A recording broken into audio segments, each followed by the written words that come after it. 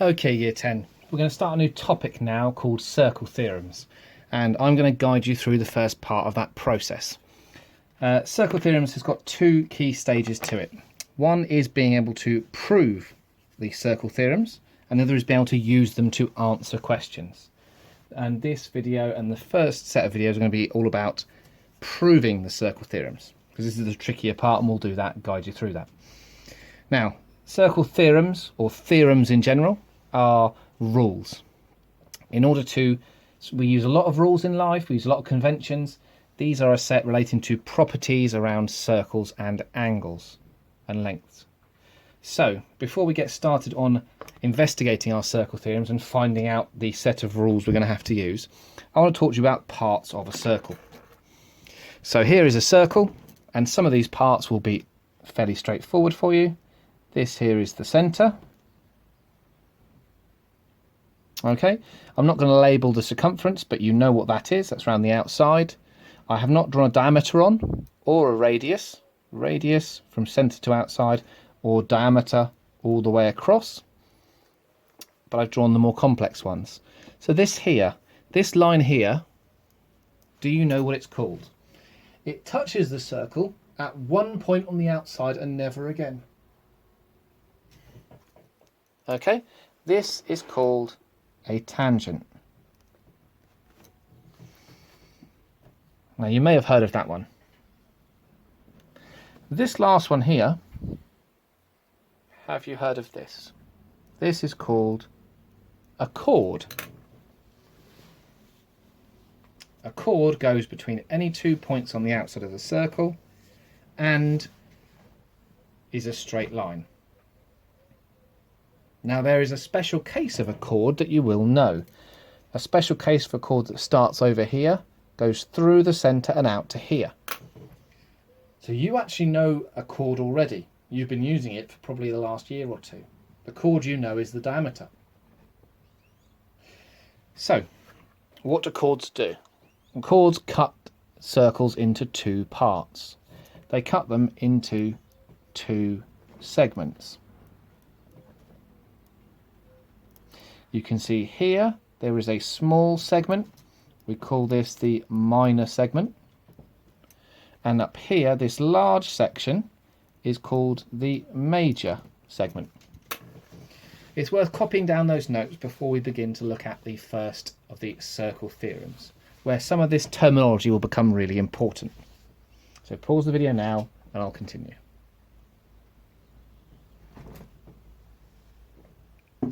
Okay, let's go on to look at our first circle theorem then. And what we're going to do is I'm going to tell you a rule and we are going to prove it is true.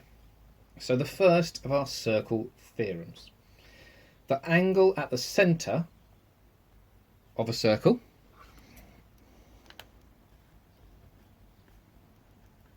is twice the angle at the circumference.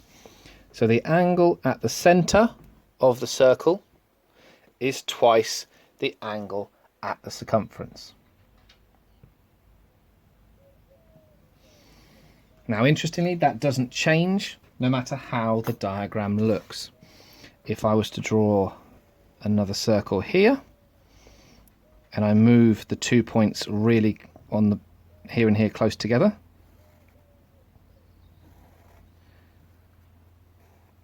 this angle here is still twice this angle here.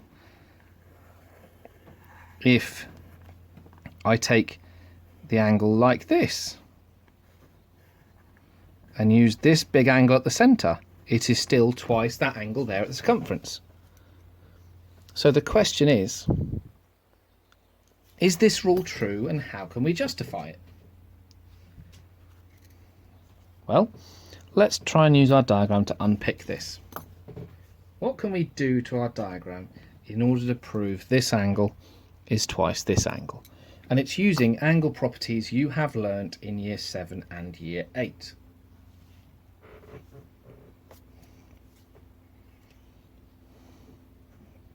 Well, look at that delta shape that you can see here. What could you cut that quadrilateral into that would make this easier to work with?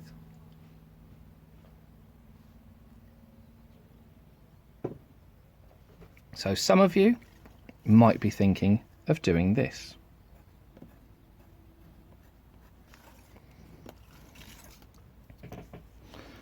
Okay, let's call this angle up here x.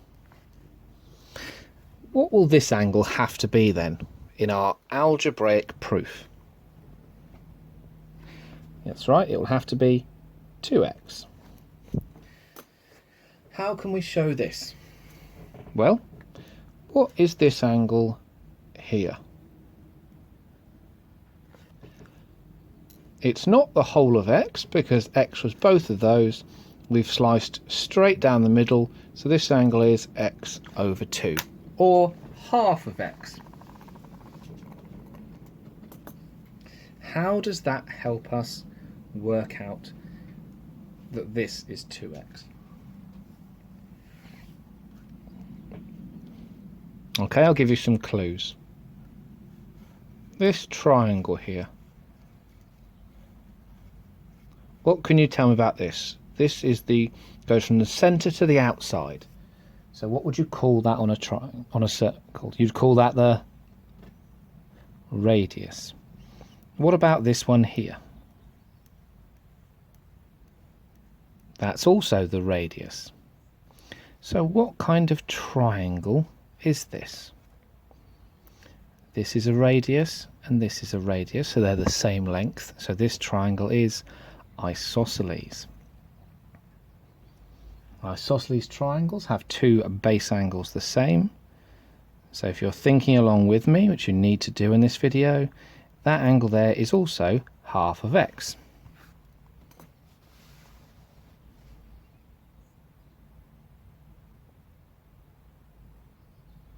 Okay. Let's see where we go from here. Well, if we know these two angles, can you work out this angle here?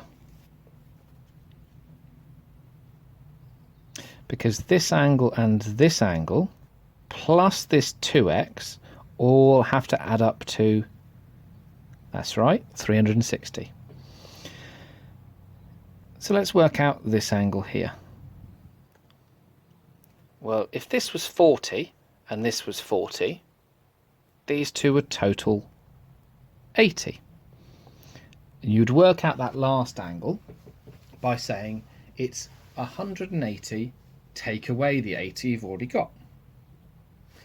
So this third angle is 180 take away the bits you've already got. Well, up here we've got half of x, and down here we've got half of x. So in total we've got x.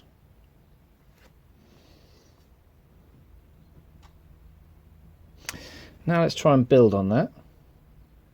This one here will also be half of x, which you'll tell me will make this one half of x,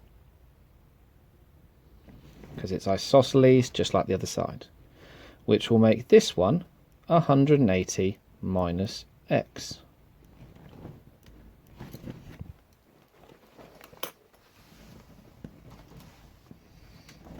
So we've got three angles.